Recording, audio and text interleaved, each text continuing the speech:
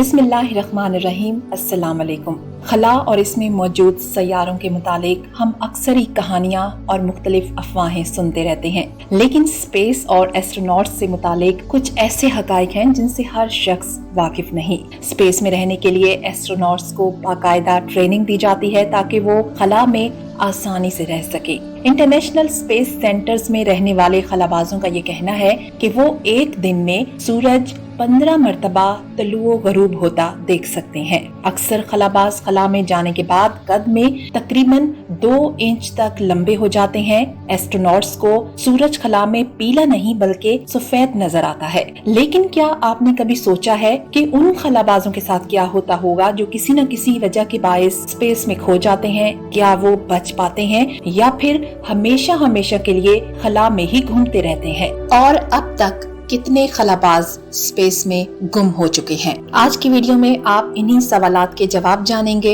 आप देख रहे हैं ट्रू इन्फो नेटवर्क और मैं हूँ आमना गुल। जब भी कोई इंसान स्पेस में जाता है तो लाशऊरी तौर पर उसके दिमाग में ये डर हमेशा से होता है कि कहीं वो स्पेस में खो न जाए। लेकिन फिर भी खलाई तहकीक की जुस्तजू में खलाबाज स्पेस का सफर करते हैं, मुख्तलिफ तजर्बात करते हैं और कई महीने स्पेस में ही गुजारते हैं। और अगर वो किसी वजह के बायस स्पेस में खो भी जाएं, जैसा कि मूवीज में दिखाया जाता है, तो वो किसी न किसी तरह तमाम मुश्किलात से लड़के जमीन पर वापस आ ही जाते हैं। अब सवाल ये है कि क्या वाकई में ऐसा होता है या फिर खो जाने वाले खलाबाज हमेशा स्पेस में ही तैरते रहते हैं?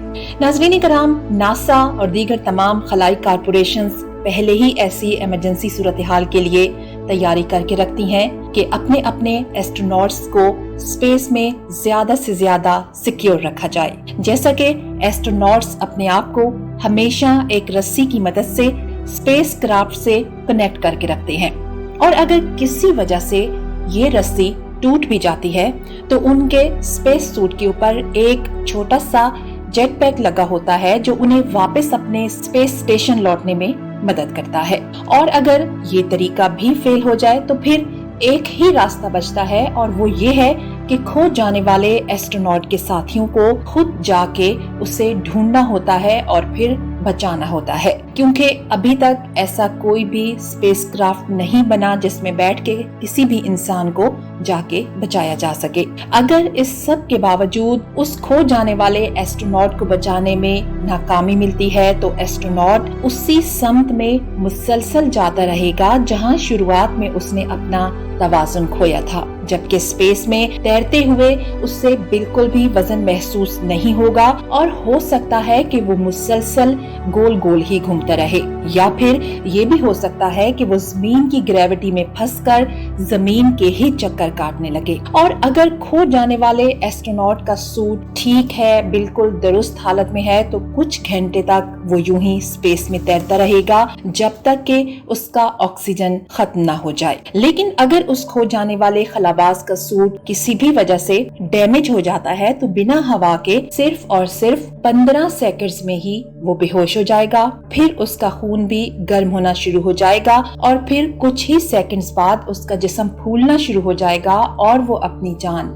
गंवा देगा। दूसरी सूरत में अगर खो जाने वाला एस्ट्रोनॉट जमीन की सही समत जाना शुरू कर दे तो भी वो बच नहीं पाएगा, क्योंकि जिस तेज रफ्तारी से वो जमीन की तरफ गिरेगा उसी तेज रफ्तारी के बायस उसका जिस्म जलकर राख बन जाएगा। लेकिन नाज़रीन कराम, खुशआइन बात यह है कि आज तक हकीकी तौर पर किसी भी एस्ट्रोनॉट के साथ ऐसा नाखुशगवार वाकया पेश नहीं आया।